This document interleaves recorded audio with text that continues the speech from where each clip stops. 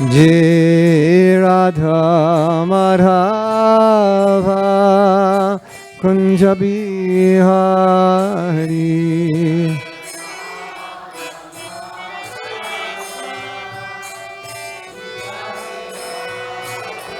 Gopi Jana Balabha Giribharadhari Janahalava Girivardha Gopi Jana Balava Girivardhari Gopi Jana Balava Sudha Nandana Braja Jana Ranjana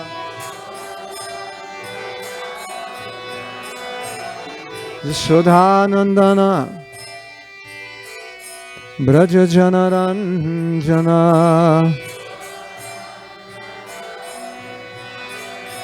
Yamuna Tiravanachari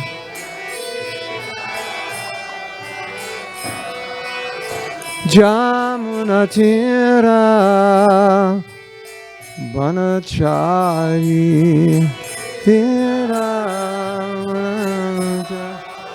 Jai Radha Madhava Kunja Bihari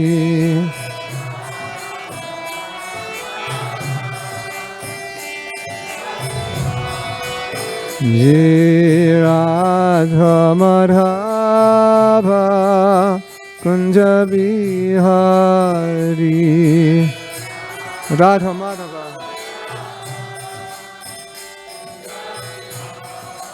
Sri Radha Madhava ki jai. Jayam Vishnupad Paramahansa Badi Rajak Acharya Ashtotara Satashi Srimad His Divine Grace Oboy Charanaravinda Bhakti Vedanta Swami Srila Prabhupada ki jai.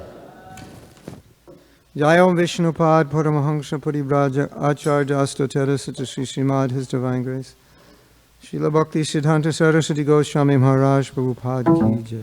Ananta Koti Vaishnava Vrinda ki jai. ISKCON BBT founder Acharya Srila Prabhupada ki jai. Nam Acharya Srila Haridas Thakur ki jai. Premsika ho Sri Krishna Chaitanya Prabhu Nityananda Shri Advaita Gadadhar Shri Vasadi Gaur Bhakta Vrinda ki jai. Sri Radha Krishna Gopa Gopinath Shama Kunda Radha Kund Giri Govardhana ki jai, Sri Vrindavan Dham ki jai, Sri Mayapur Navadvip Dham ki jai, Bhakti Devi ki jai, Tulsi Devi ki jai, Shamaveda Bhakta Vrindi ki jai, Sri Rukmini Dwarkadish ki jai, Jagannath Swami ki jai, Sri Gaur Nitai ki jai, Shamaveda Bhakta Vrindi ki jai, Nitai Gaur Premanandi. All glories to the assembled devotees. All glories to the assembled devotees. All glories to the assembled devotees. All glories to Sri Guru and Gauranga. Namo Om Vishnupadaya Krishna Pristhaya Bhutale Srimate Bhakti Vedanta Swaminiti Namane Namaste Saraswati Gauravani Pacharya Nirvisesha Shunyavadi Paschachita Satai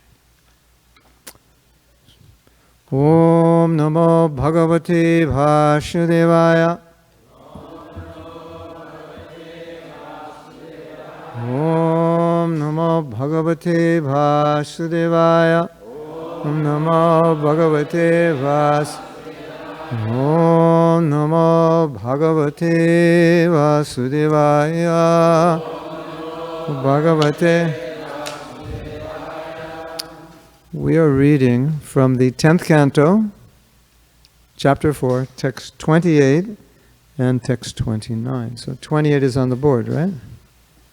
Yes? So I guess we're going to chant 28. Sri Sukha Uvacha Kamsa Evam Prasanabhyam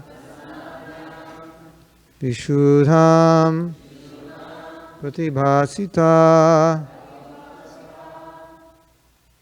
Devaki Vasudevabhyam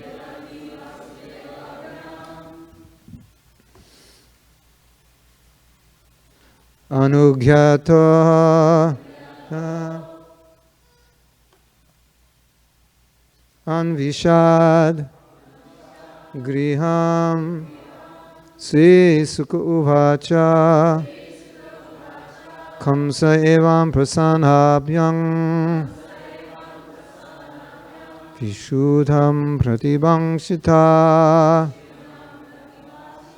Devaki vasudevabhyam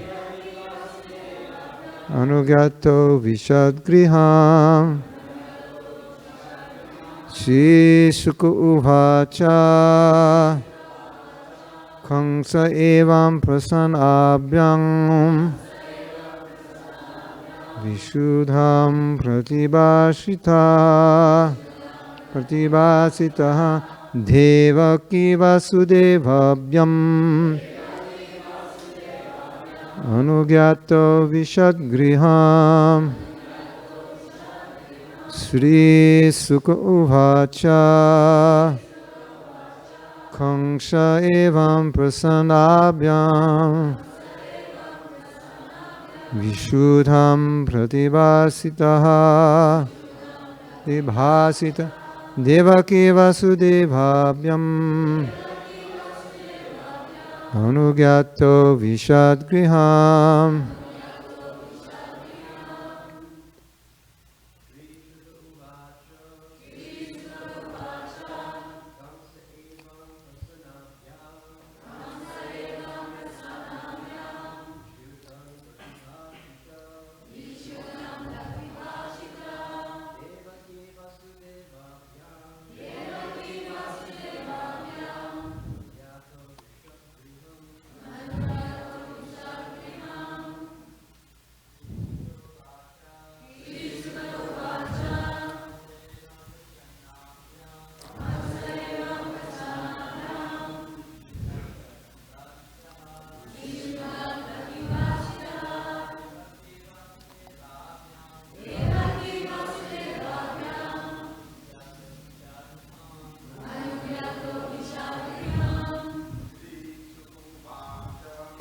Sisuguvacha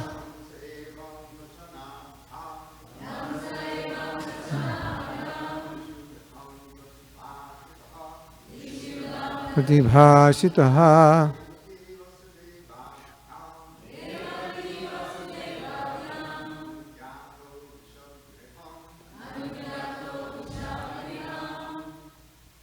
Ladies?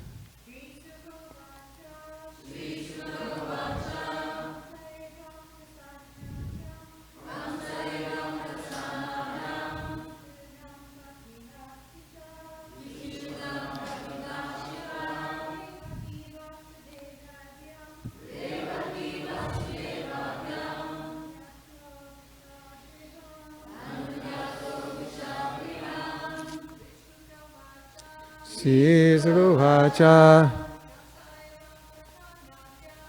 Kamsa evam prasanabhyam Vishudham pratibhashitaha Devaki vasudevabhyam Anugyato vishadgriham Sisuguvacha Kamsa evam prasanabhyam Vishudham pratibhasitaha Devaki vasudevabhyam Anugyato vishadgriham. Word meanings. Sri Sukha Uvacha Sri Shukadev Goswami said, Kamsaha, King Kamsa, evam, thus, prasanabhyam, who were very much appeased, Vishudham, in purity, pratibhashitaha, being answered, Devaki vasudevabhyam, by Devaki and Vasudev.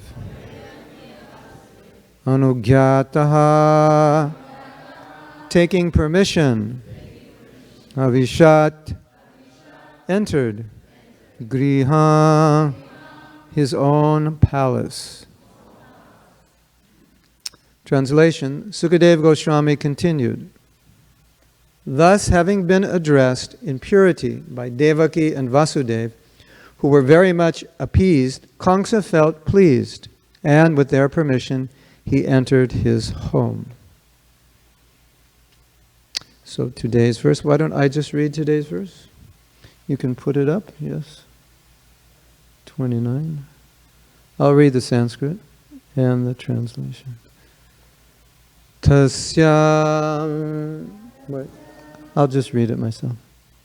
I can. Tasyam ratram vyatityam Kamsa akuya mantrinaha tebya achashtatat sharvam yaruktam yoga nidraya. After that night passed, Kamsa summoned his ministers and informed them of all that had been spoken by Yogamaya, who had revealed that he was to slay Kamsa, who had revealed that he who was to slay Kamsa had already been born somewhere else. Purport. The Vedic scripture Chandi describes Maya, the energy of the Supreme Lord, as Nidra. Durga Devi Sarvam Bhuteshu Nidra Rupena Samastitaha. The energy of Yogamaya and Mahamaya keeps the living entities sleeping in this material world in the great darkness of ignorance. Yogamaya, the goddess Durga, kept Kamsa in darkness about Krishna's birth and misled him to believe that his enemy Krishna had been born elsewhere. Krishna was born the son of Devaki, but according to the Lord's original plan, prophesied to Brahma, he went to Vrindavan to give pleasure to Mother Jasoda and Nanda Maharaj and other intimate friends and devotees for 11 years. Then he would return to kill Kamsa. Because Kamsa did not know this, he believed Yogamaya's statement that Krishna was born elsewhere, not of Devaki. Because Kamsa did not know this, he believed Yogamaya's statement that Krishna was born elsewhere, not born of Devaki. So,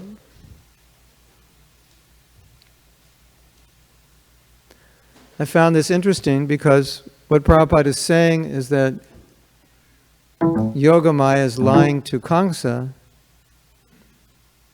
to protect herself in a sense, or just to calm him down that look at the person who's going to kill you, it's not me and it's not born of Devaki, so don't worry about them. But actually she wasn't lying, because she said the person who's going to kill you was born elsewhere, and it's true, he was born elsewhere. So Yogamaya is Krishna's younger sister, right? Subhadra.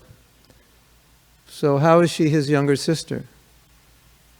She had to be born of the same mother. So earlier in this chapter, it's kind of interesting. In two places that I know of, in this chapter, verse 10, and the previous chapter, verse 47, in the purport, Prabhupada explains that Krishna was born simultaneously in Mathura and in Vrindavan, both as the son of Devaki and as the son of Jashoda. So she wasn't lying. And many of you know the story, but in Krishna book it's not told, but it's told in the Bhagavatam, but sometimes you don't realize it's told because it's not in the verse, it's in the purport. And it's Vishwanath Chakravarti giving an explanation, which is from a book called Harivamsa, and Harivamsa also talks about Krishna's birth, and there it is said that actually he was born of Jasoda, and his younger sister is Yogamaya or Subhadra. They were twins, but simultaneously he was born as the son of Devaki. And when Krishna was brought to Vrindavan, then that Vasudeva Krishna merged into Shyamsundar Krishna in Vrindavan.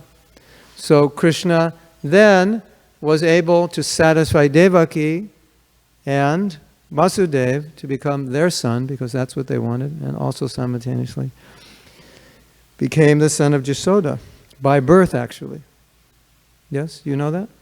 Yeah, anyway, sometimes I tell devotees this, maybe younger devotees, and they've never heard it. And it's right here in the purport. If you go back to verse 10, it's in the purport. And if you go back to the previous chapter, I think it's verse 47 or 48, it's there. And so it's an explanation by Vishwanath Chakravarti, you know. So she actually wasn't lying when she said, your enemy has been born elsewhere. It's true. I mean, in a sense, she was lying. I want to go back to the first verse we were reading, verse 27. No, excuse me.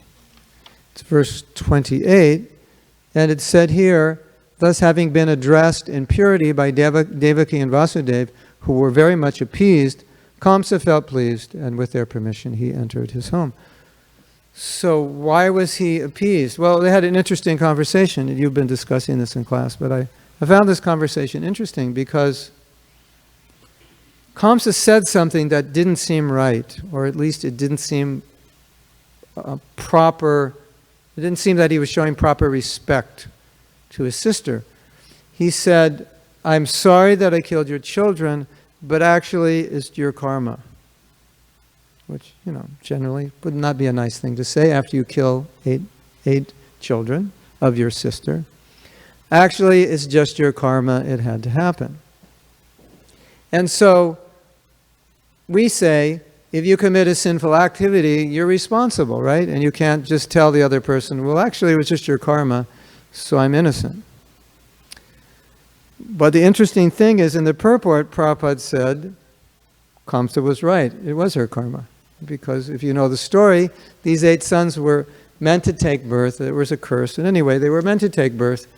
And they were benedicted that they wouldn't have to live.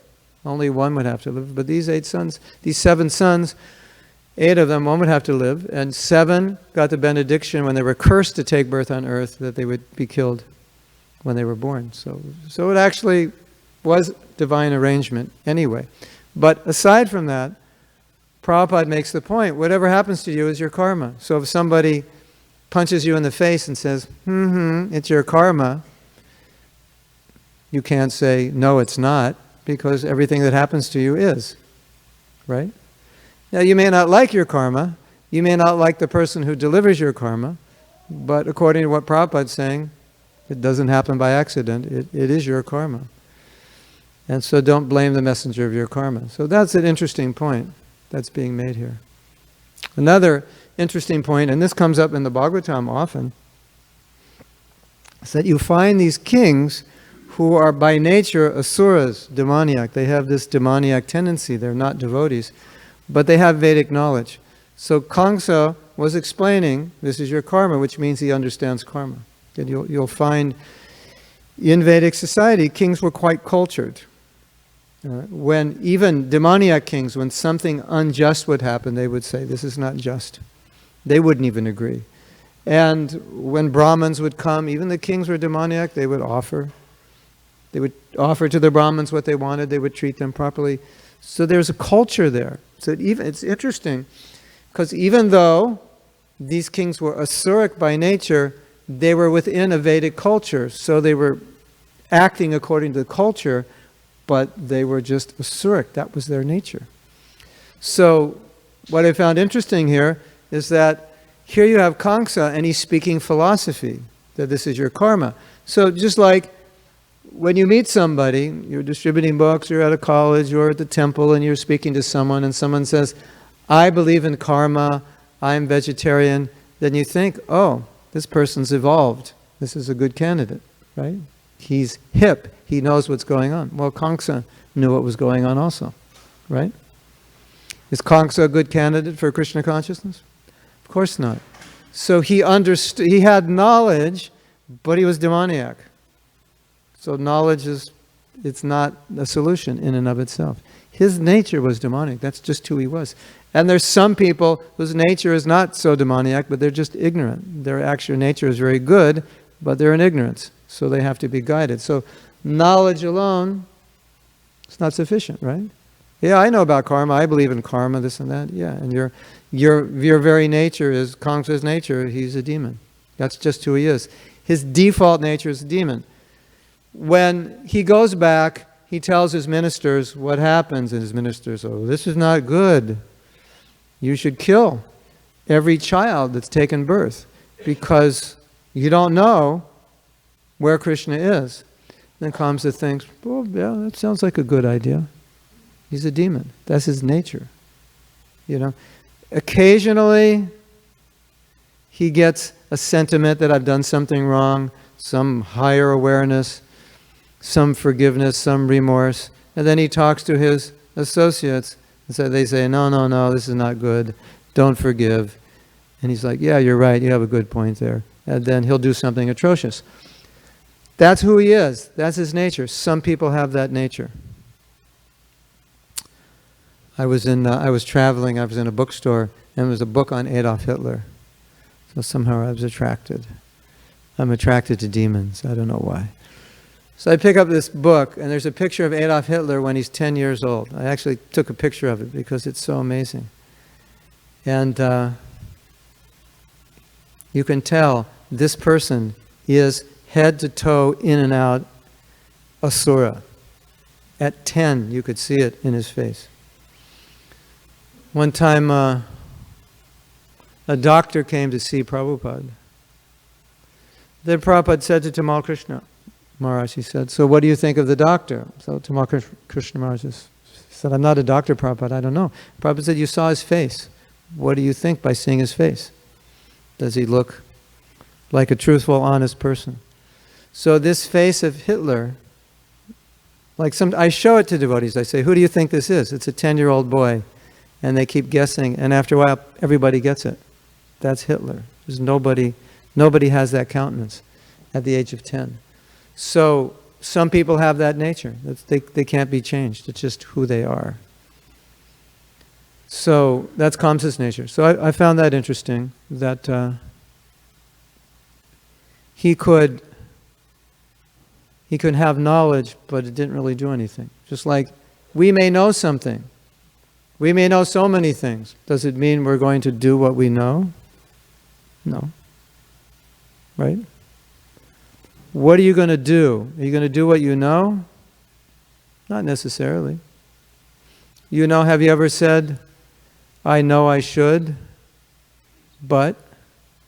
Anyone ever said that? And then you feel in, after the but, the reason you're not going to do it? So according to three modes of nature, that is a textbook example of tamaguna. I know I should, but. Because Prabhupada says tamaguna means it doesn't go beyond dreaming. You know, you have the idea, but that's about it. It's not activated. I know I should, but it's too much trouble. So we may know so many things. That's not sufficient. And when you come to the mode of passion, you'll only do it if it makes you feel good. Yeah, I know I should do it, but I don't feel like it. Mode of ignorance is not even the question if I like it or not. It's just too much trouble. It's too austere. It's like, you tell somebody, you know you should get up at 4 o'clock, and they make a face. You know, it's like they don't even think they like it or not. It's just beyond even liking or not liking. So when you get to the mode of passion, you do it just because it feels good. It may be the right thing, maybe the wrong thing. You may do what someone does in the mode of goodness, but it's not because you're in the mode of goodness, it's because you feel like it. And if you don't feel like it, you won't do it. And then when you come to the mode of goodness, it doesn't matter if you feel like it or you don't feel like it. You do it because it's right. That's it. Mode of goodness is simply, what did Krishna tell Arjuna? He said, fight for the sake of fighting. Because it's the right thing, not because you feel like it. So, Krishna told Arjuna, don't fight because it makes you happy, or don't run away because it'll make you sad. That's all about how you feel. It's total mode of passion. Well, first it was mode of ignorance. I don't want to do anything. Then Krishna's coaxing him, and Arjuna's saying, no, I don't feel like it. It's not going to be good. That's complete mode of passion. So Krishna's saying, get to sattva. Sattva means do it because it's right. If you succeed, you fail. Doesn't matter. How many people won't do something because they won't succeed? I'm not going to do that, I'll fail. And Arjuna's saying, Krishna's saying, doesn't matter. Doesn't matter if it makes you happy. Doesn't matter if you're victorious. Doesn't matter if you like it. You do it because it's dharma. That's sattva gun. So if we're not in sattva gun, we may know so many things and it's just information. Right? Now there's a problem when you become a devotee. Because when you become a devotee, you start to learn about so many things you should do. And you know what happens when you don't do them? How does it make you feel? Not so good. Right? I know I should, but it's not a good feeling. And if you become a devotee and you read Bhagavatam, Gita, Chaitanya Charitamrita, you'll have so many I know I shoulds. There's so many instructions. So, for a devotee, happiness is getting knowledge and executing it. And misery is getting knowledge and remaining either in passion or ignorance, with just this information in your head floating around, this is what I should do, but I'm not going to do it. Isn't it? Yes? Now, there's a problem in Kali Yuga. And I want to tell a story. It's one of the most amazing stories in the Bhagavatam about duty, and it's Maharaj Priyavrata.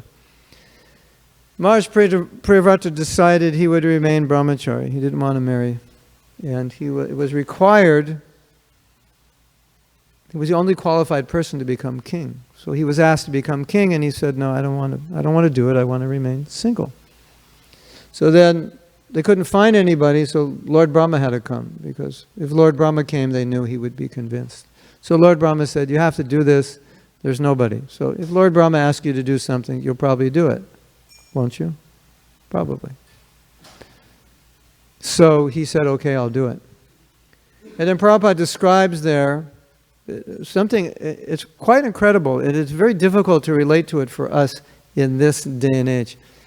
He did not want to marry at all. He was completely detached. Did not want to marry, and he did not want to have children. And in the purport, Prabhupada says he was a most affectionate father and a most affectionate husband. How do you become a most affectionate father and husband when you're completely detached?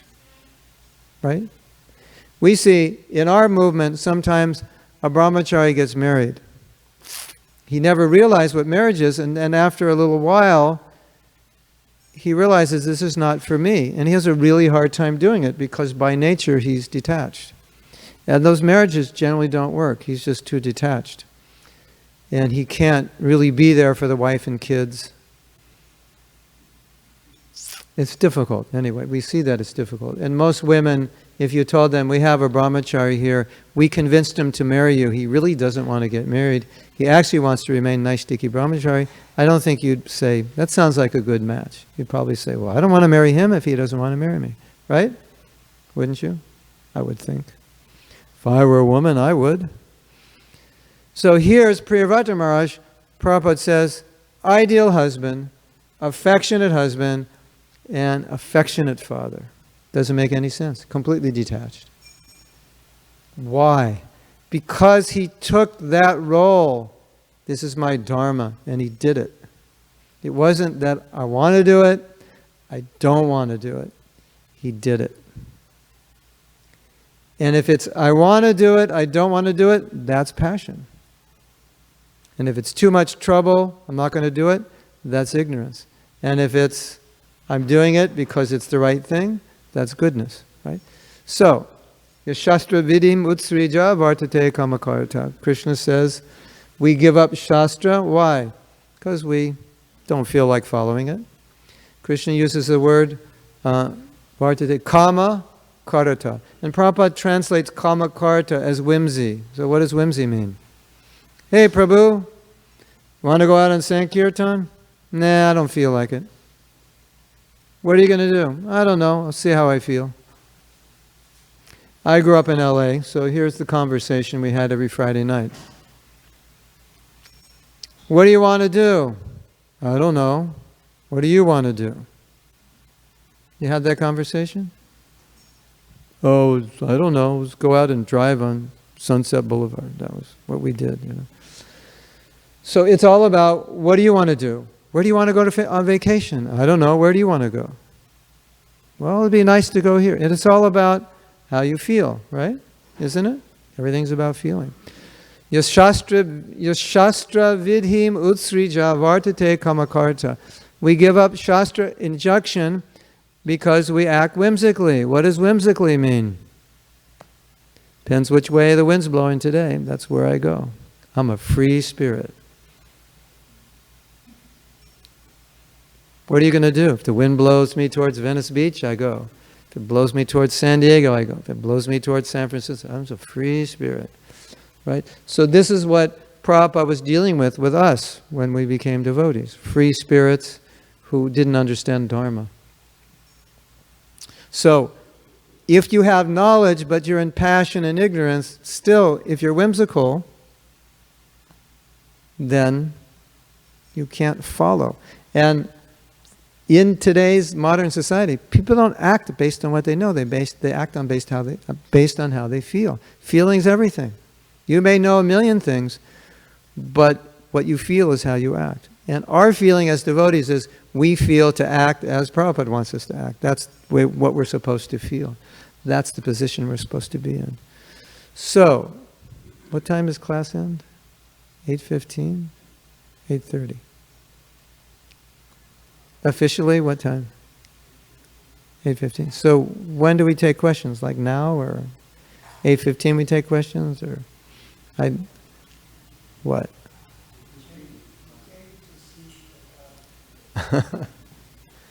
Let's wrap it up here. So Kamsa is a very good example because he's always acting kind of how he feels. He becomes repentant. So then that's how he acts. And then his advisors say, "You're an idiot. You can't be repentant. We have to do what we have to do." And he's like, "Yeah. That feels right. It feels right to kill all these kids." So he's totally no intelligence. He's just acting on feeling. And so in Krishna consciousness, we're always battling with the lower feeling and the higher duty, what we're supposed to do. And I just read yesterday, Prabhupada said something interesting. He said, until you get to the stage of nishta or ruchi, you're always going to be struggling. And it's just a reality we have to deal with. The body, the desires, the senses are going to say, go this way. And our intelligence has to say, go this way, do what's right. And Prabhupada said, you're going to struggle with it. It's just a reality.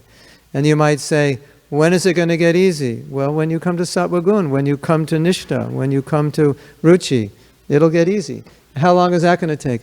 I can't tell you, Prabhu. I can't tell you, Mataji, but all I can tell you is don't give up, because someday you'll get there. And when you get there, you won't struggle anymore, because you'll have taste. And your feeling will be aligned with your knowledge. Whatever you know, you'll feel. It won't be two different things. But now it's two different things. One thing we know, one thing we feel. Sometimes it's not the same, sometimes it is the same. That's conditioned state. So, Rupa Goswami, Utsahan Nishtaya Dharya Tat Tat Karma Pravartana. Why does he say that? Because Prabhupada's saying on the stage of Bhajana Kriya or Anartha Nivritti, we're struggling. So what do you do when you struggle? You need determination, enthusiasm, right? Keep going. Oh, it's so hard, my mind and sense. Keep going, Prabhu. Keep going, Mataji. Just keep going. Someday, keep going. You're going to get a taste. Someday, you're not going to want to put your beads down. Someday, they're going to have to pull you out of your room to do service because you're reading Bhagavatam, you can't put it down. That'll come if you struggle through all the lower stages. All the feel, I don't feel like it. I don't want to do it. Yes? Yeah. So, I'll end with a very classic letter, instruction by Prabhupada to one of our godbrothers. And he wanted to leave his wife. And Prabhupada said, you had no idea what you were doing when you were getting married. And he said, and now you want to leave, you have no idea what you're doing. So he said, this is not Krishna consciousness, that I do something and then I don't like it, doesn't feel good, and then I just give it up. Oh, let's take sannyas. He said, that's not Krishna consciousness. Krishna consciousness is steady, responsible, don't be whimsical. And when you, okay, this is a really good story. We'll end with the icing story. At least I found this story amazing. We have one of our god sisters, some of you may know, Rasagya. And Rasagya was married to Loitaksha. And I was living in Vrindavan in the late 90s, and Loitaksha had gotten liver cancer. And they were no longer married. But she felt that as his ex-wife, it would be proper that she accompany him to Vrindavan. And he only lived about a week after he arrived. So she accompanied him, and I had been living in Texas part of the year, and she was living in Texas, so I got to know her. Sometimes I would visit Austin where she lived, and I would stay in her home with her. She had a boyfriend at that point. They weren't married, but they were living together. And so she brought Loitaksha. He died in about a week. And then right after he died, she said something that made a huge impression on me. She said, I should have never left Loitaksha. I should have never left him. She said, I was so stupid. And that's all she said. But in my mind, I heard something. I heard Dharma. I heard her say, if I would have done my Dharma, I would have been better off today. The Dharma would have been difficult. I wouldn't have liked it. It would have been a difficult marriage, but I would be more Krishna conscious today. She was speaking Dharma. I could feel it in my whole body that she's saying, I should have done my Dharma. Because if I would have done my Dharma, today I would be better off. I left him, I went and married another man, and she was remorseful. She did what felt right, felt good, but in her remorse, she was saying, I should have done my Dharma, I would have been better off. And it made this huge impression on me, that it's not about what feels good, that doesn't make us happy, but Dharma is what makes you happy. You do the right thing, you'll be happy. That's just how it is. And you'll be happy because you'll advance. And you'll come to the stage of Ruchi. When you come to Ruchi, everything in Krishna consciousness is easy, everything is tasteful, everything is relishable. What more could you want than that? What to speak of bhav and prema, where you're feeling ecstasy at every moment. So I'll stop here. Thank you for listening. And if you have any questions or comments on... Yes? What is the best medicine in this path for somebody who has an indisposition towards God? Resentful. Because? Because his grandmother was taking away lung cancer before he was having it. Mm-hmm.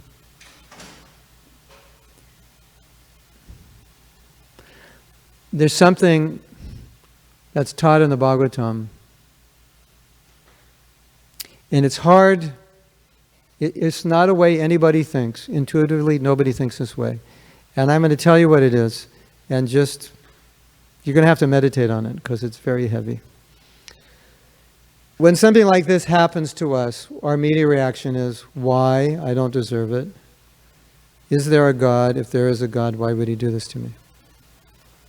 It's so many times things happen to us, just little things, and we think, what did I do to deserve this?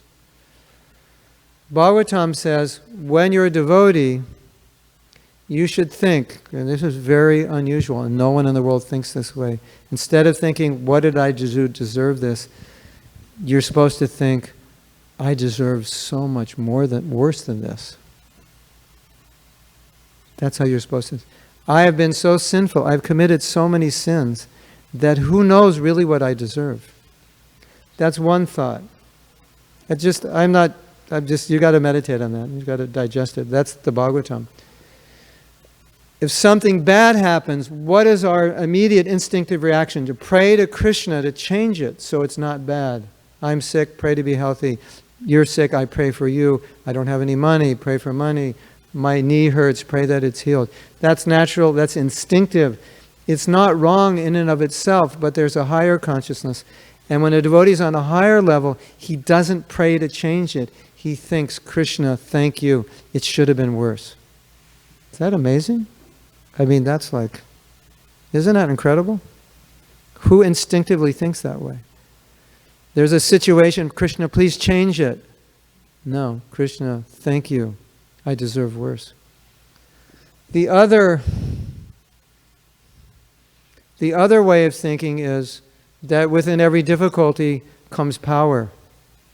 When you can reconcile this, that there's something that you had to go through in this life, or that person has to go through. Because of some attachment or some impurity, they had to go through this, and if they go through it well and they learn from it, they'll become stronger. Do you know that some of the greatest, strongest people are the people who've gone through the most difficulties? You know that some of the most popular writers and psychologists are the ones that had the worst childhoods? Because they had to deal with that. They had to figure out how to deal with it. And in dealing with it, they became stronger. Just like, I do counseling, so sometimes we'll find a child who's been molested when they grow up. And that's like, they can't figure that out. It doesn't make any sense. There's nothing that makes sense out of it. And emotionally, it's destructive. And all I tell them is, try to think what this means. You know, why this is happening. And a lot of them come to the point where they realize, I think I'm meant to help other people that are in this situation. I think I'm meant to heal myself from the trauma that I've been through so I can be an aid to all the other children who go through this. That's what they realize. So, you know, I think one thing that's important to understand is when something happens, you develop a perspective. So let's say the perspective is resentment. You always have to ask yourself the question, what else could this mean? Because you're giving one meaning to it. What else could it mean? So when you hear from the sadhu, you get another meaning. Or you hear from many devotees, you get many meanings. It could mean so many things. It could be a blessing in some way. How? I can't say. That would be for you to meditate on. And you might realize in some way it was actually a blessing. Okay, I'll give you my story. I didn't have any problem when I was raised near here in a nice neighborhood with a lot of money, and everything was great. No crime and no divorce. And everything was perfect. And two of my friends died from overdoses of heroin because they had so much money in their family they could afford to buy all the heroin they wanted, and one day, within like 6 months, they both killed themselves. So, what's the perfect situation? The perfect family. Yes? You were exploring. I was very fascinated because you were exploring Kamsa's relationship to the Vedic Dharma. Yes. And how they use in the midst. Now we know that in the case of Bali Maharaj, the Sukracharya, Sukra meaning the physical lineage rather than developing people to go back to Godhead, that Sukracharya guides people how to use the Vedic culture to advance their material kingdoms and lineages, etc., which in a sense does not seem that it leads down to the lineages of Europe, where all they cared about was physical lineage and nothing very much about Dharma. So how did that work in the case of Kamsa and his killing of his nephews? And how did that work out in the case of Kamsa from that sense of using the Vedic culture to advance himself as much as possible? Got him killed.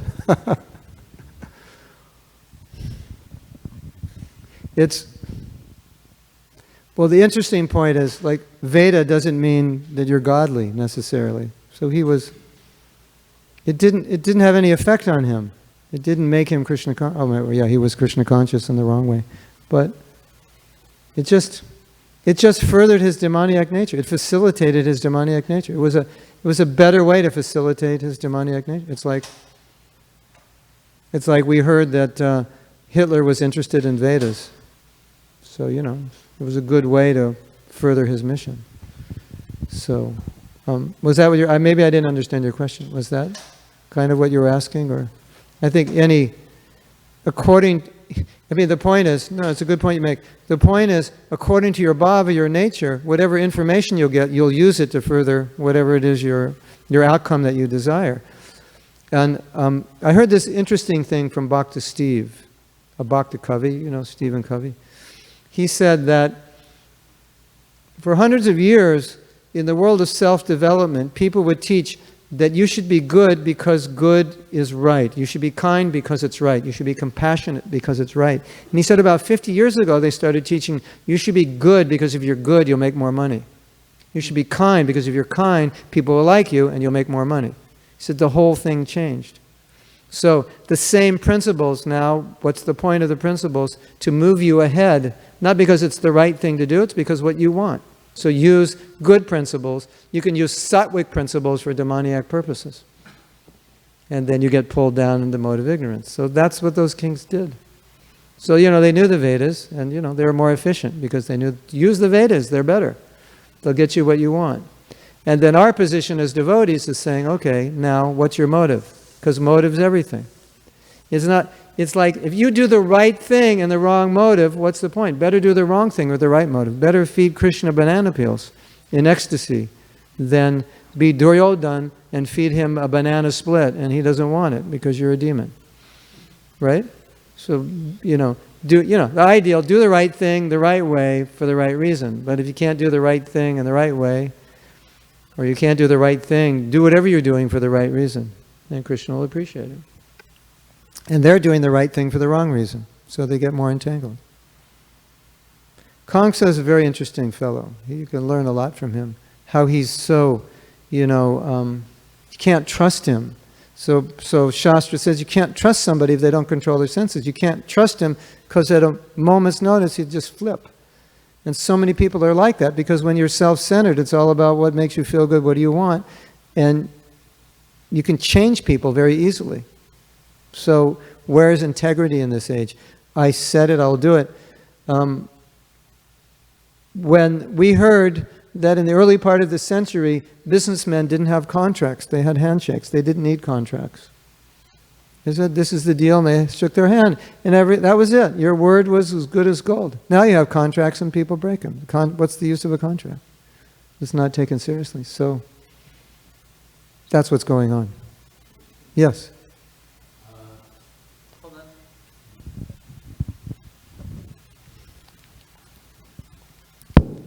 Thank you, Prabhu Mahatma. In one purport, Srila Prabhupada mentions that Krishna gave Kamsa a little bit, like a little spark of that he reflected in something. He became like conscious. For a moment. For a moment. Yeah. And then when he went back to his friends, he became demon, as we know. Let's suppose that he hang on a little bit more in that stage, and we will have to bring him to the ISKCON movement now, where we live in, and stay a little bit longer for 3, 5, 10 years, because of his demoniac nature within him, he will create a lot of havoc. Because so if Kamsa wants to join ISKCON, don't let him. Okay, this is a very interesting point. Because Prabhupada had his doors open for everybody. Yeah. But occasionally some people created havoc. Yes. You want to hear an interesting statistic? That a company will make more money by firing they'll make 6 times more money by firing a bad person than they will by hiring a good person. So you get the best person you can, hire them. Your company will make more money. But if you find the persons that's disrupting your company and you fire them, you'll make 6 times more money than you would by hiring that person. So this is an interesting question. I've thought about it also because companies now are very careful about who they hire because they want to hire people that fit within the same consciousness and the same mission and goals of the company. So they get qualified people and they don't hire them because they can tell these people won't work well. can we actually do that in ISKCON? I'm not going to answer that question, but it's something to think about. If you allow me to have a second question. Yes. Another Well, one you want is- to comment on that? No. Anybody want to comment on that? It's an interesting point, because this is Mahaprabhu's movement. How can you turn anyone away? But you might... Yes. Nagnapatni, you have a comment on that?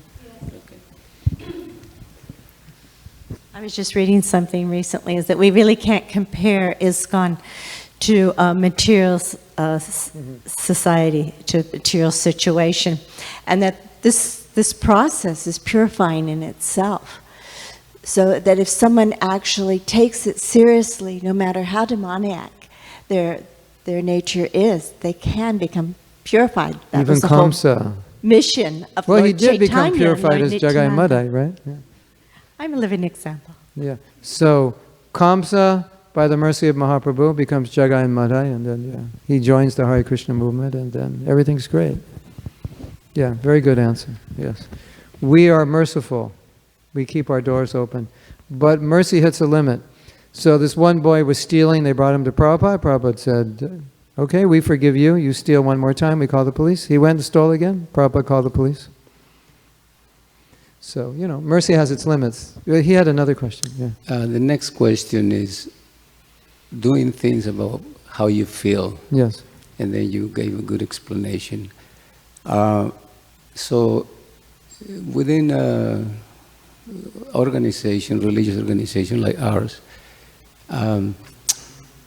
we measure the success of whatever little things you do, changes in your life, as a success if what we did, we become more attracted to Krishna, and then you say, fine. Yes. So then we have seen that also the other side of people who've been married maybe 2 or 3 times, and it looks so far that it's working better than what it was before. And the proof is that they become more enlightened, they're more like into Krishna as previously before. But in the other sense, we talk about Dharma, then giving up the Dharma. It overlaps. He says, wait a minute. Okay, it's a good question. So he's saying, sometimes people do something that's not so dharmic, but it seems that they're more Krishna conscious. So when you add Krishna consciousness into the equation, sometimes things change a little bit. There was a man, he became a devotee. He was a professor. He was about 35. This was 1972. So in 1972, I was 22. So this guy was old. He was 35. He was like the oldest, one of the older people in ISKCON. And when you're 22 over 30, it's like you're just like an ancient being, So, in Amala Bhakta, when he came, you were like, what, 35 or something? Or 40? Oh my God, Amala Bhakta was like senior, 1975, right? You're 76. I was 26, he's 43. He was like, prehistoric for me. So, this man asked Prabhupada what he should do because his wife is not a devotee. She's feeding the kids meat. And Prabhupada said, he didn't give him an instruction. The only instruction was, do what's favorable for bhakti and avoid what's unfavorable. So that made a deep impression on me because so many times, materially this is right, but it's going to ruin your bhakti. And so the answer always is, do what's favorable. Adjust your material situation in a way as far as possible, it's dharmic, but not at the cost of your Krishna consciousness, because dharma is lower. Morality is lower than dharma. Then above morality, there's dharma, but above that, there's bhakti. But you have to be careful, because in the name of bhakti, you may do something sinful or wrong. So, I think Prabhupada's attitude was, what's going to get you back to Godhead? At the same time, what is right? So, and then the third thing is Prabhupada couldn't control us, always. So we were just going to do it anyway. So it's an equation that's going to be different for everybody. And I think Prabhupada wanted us to stick it out, ideally. But if that was causing us serious spiritual difficulty, then he would allow us to make adjustments. It's like you're putting all your energy into a losing situation. and let's say your wife's not becoming Krishna conscious, you're doing everything you can. You're not going out on book distribution anymore because you have to take care of this and that, or you're not making enough money. And, the situations like that, we might look at and say, it doesn't seem to be worth making this work now. Because even if I make it work, I think it's going to get worse anyway. Every situation will be different. Is that all right? Right? I was thinking if we make it harder for the disruptors to participate. For example, if disruptors are coming to the morning program, then if you were to lock up the restroom or something, then they're less likely to come, inconvenience themselves. So.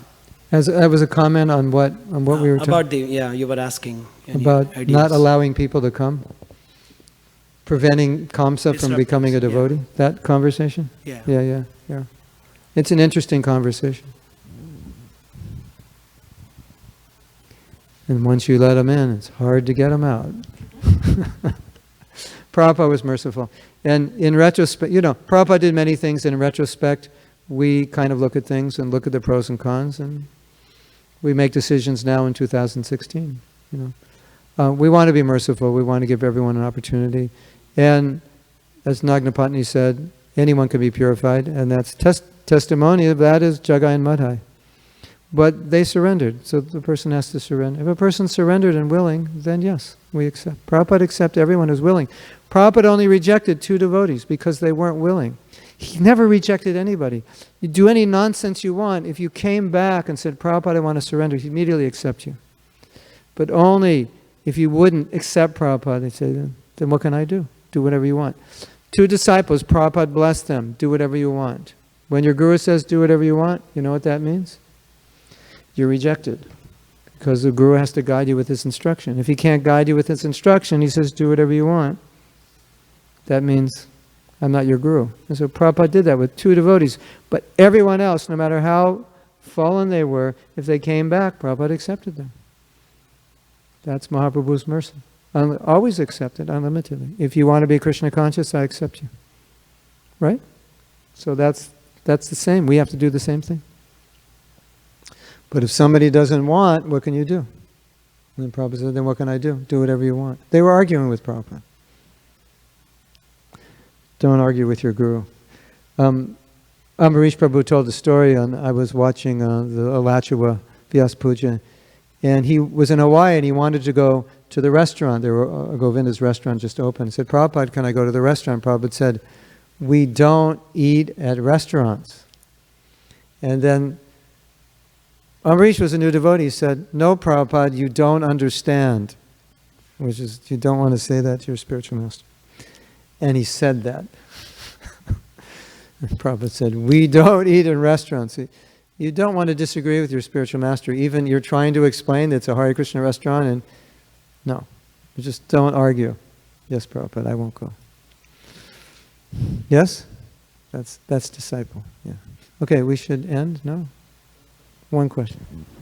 One, and then we'll end.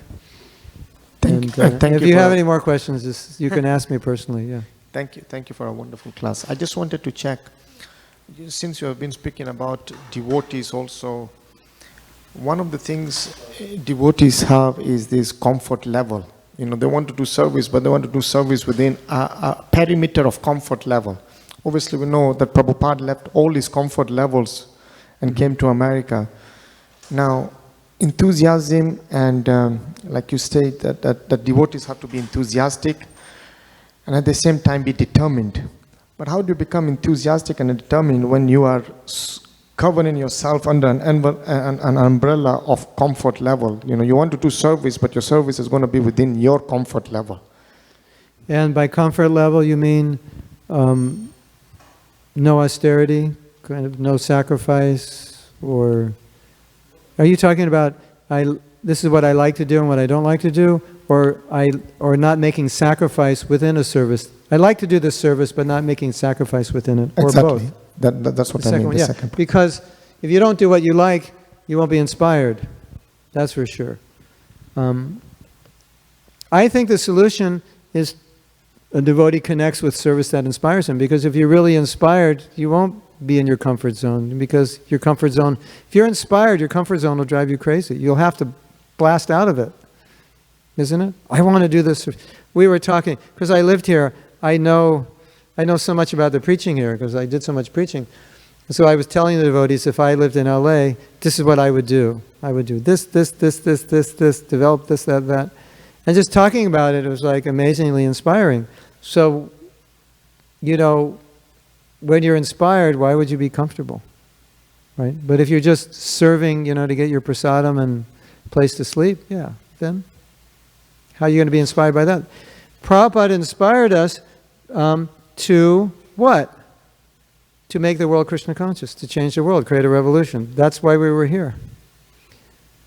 That's what inspired us. So if if you don't want to create a revolution, just want to get 2 chapatis and a cup of dal, yeah, of course, clock it in, But that's not going to spread the movement.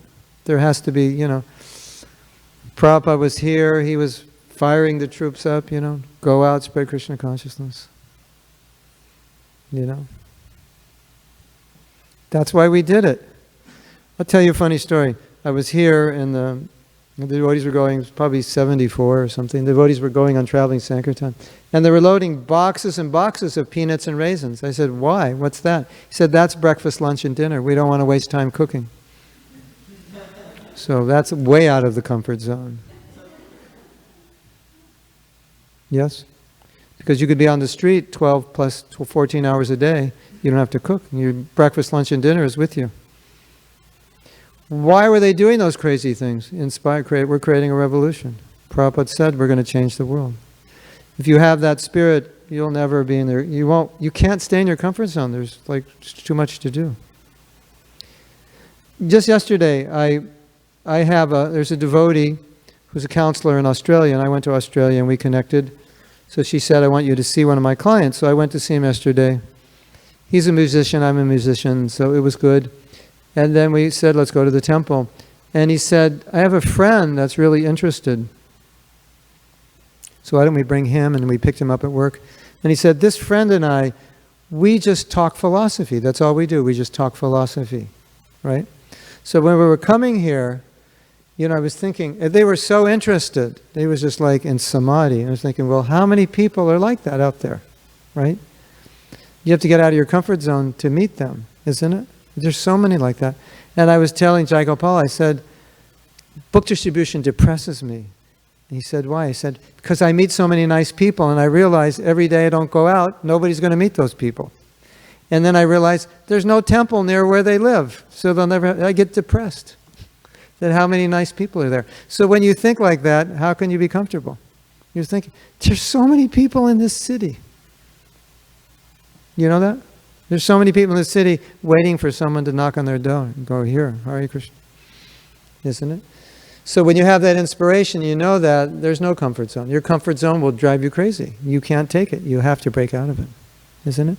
But if it's 2 chapatis and a cup of dal, 6 hours service, then yeah. Your inspiration is the prasadam and a place to sleep. That's not going to really do it for you. Right? So we want to create a revolution in consciousness. That's what we're doing. Yes? I'm sorry. I have one question. Amazing class, by the way. Thank you. What if you have like a preferred service, yes, but your authorities have a need for you or have a different view for what you could be utilized for? Mm-hmm. How do you, because like maybe you're just like, oh, I really want to do this, whether or not it's in your nature, but it's just like you have a desire to do it. Yeah, talk to them about it. When can we do it? I'll do I know you want me to do this service, but can we, at some point, can we talk about this other service in the long run? Because every devotee, they find their place in the long run. It's just natural. And even if, like, we have different GBC members, but they manage differently because their nature is different. So some is inspiring, more of a preacher, some's more of a manager, someone's building temples, someone's more administrative, bureaucratic. We all have our nature. It's the same job, but we do it differently. So everyone, you'll naturally will evolve into the service that inspires you. It's just a question of when. So doing what you have to do is good training, because it shows you how to be determined and dutiful, so that when you do what you like to do, you'll still be You won't be whimsical. So it's like boot camp. Brahmachari life's a bit like boot camp.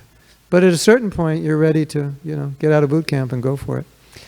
LA Temple, 1970. If you've been in the temple for 1 year, people will look at you and say, how come you haven't started a new temple? What's wrong with you? LA Temple would send out San Diego, Laguna, LA, Santa Barbara, San Jose, Berkeley, San Francisco. 7 temples in California. Why? Because you'd be a year and a half, go, new temple. I was 3 months, I joined another devotee, about a year in the movement, we started San Jose. 8 months, I was temple president. So we want to find that, inspiration and, gradually evolve to that. Now it takes longer, right? Go tell Srivasa I want to start a temple and somewhere, he'll be like, what? I said, yeah, Mahatma Prabhu said after a year we're qualified. That's what we did. 1 year. You've been around a year, what are you doing here? Get out, open a temple. 7 temples in California. At a time when there were maybe 25 in the whole world, 7 were here. Because LA Temple was big. It was bringing people in and sending them out. Yes, you remember? Just, every 60, 100 miles there's a temple. Is that nice? Tucson was a temple, I think, also. Phoenix, yeah. What? Yeah, Fullerton, yeah. When I was Sankirtan leader, I wanted to do 10 temples in LA, but didn't happen. I got discouraged and left. Where did I go? I went to San Diego, yeah. Anyway, we tried. Anyway, what did Prabhupada say? 10 temples? I don't think that's enough. I think at least 50 bhakti centers, Every 3-4 miles you could have a bhakti center, right? At least every 5 miles, yeah. Okay, we better stop. If we don't stop now, we'll never stop. Thank you very much. Srila Prabhupada ki jai. Go Premanandi Hari Hari Bol. You said we can ask you. Okay.